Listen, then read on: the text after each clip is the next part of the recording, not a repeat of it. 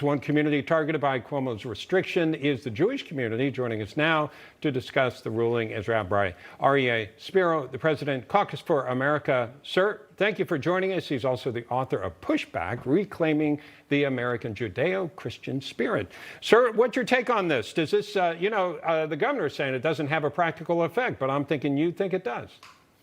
Oh, it has a tremendous emotional effect.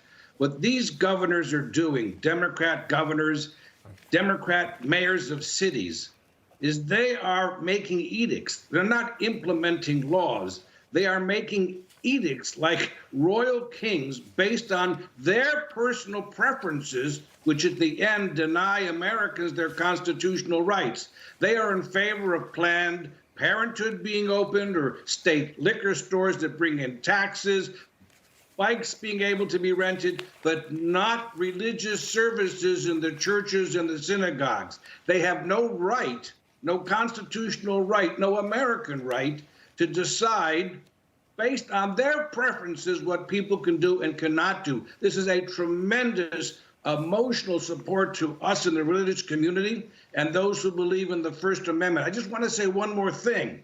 You know, governors, elected officials, they don't have unlimited rights.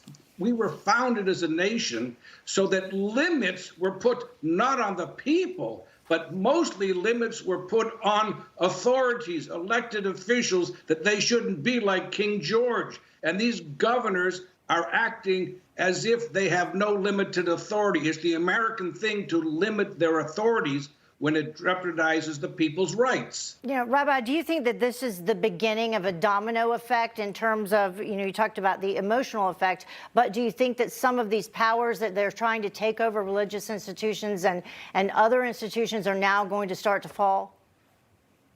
Absolutely, and it's more than just religious institutions.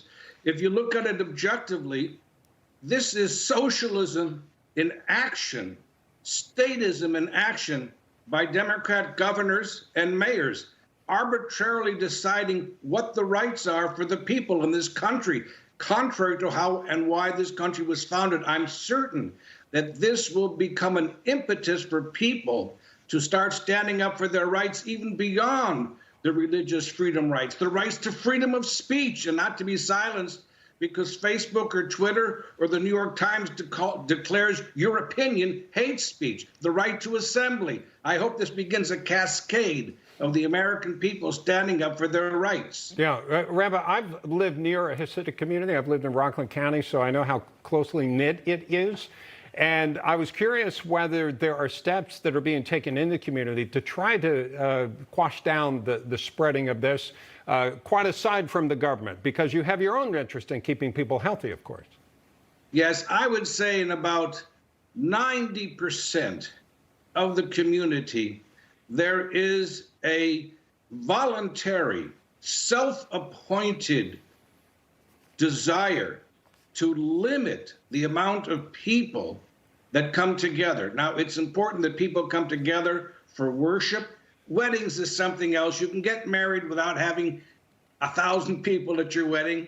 You can get married, and then after the COVID, you can, at a year from now or 6 months from now, when this is all over, you can have your big celebration. But in 90% of the community, there are serious attempts to limit the gatherings of people for things that are not essential. Right. Nobody wants to die. Yeah, and you just don't want the government to tell you. People taking personal responsibility.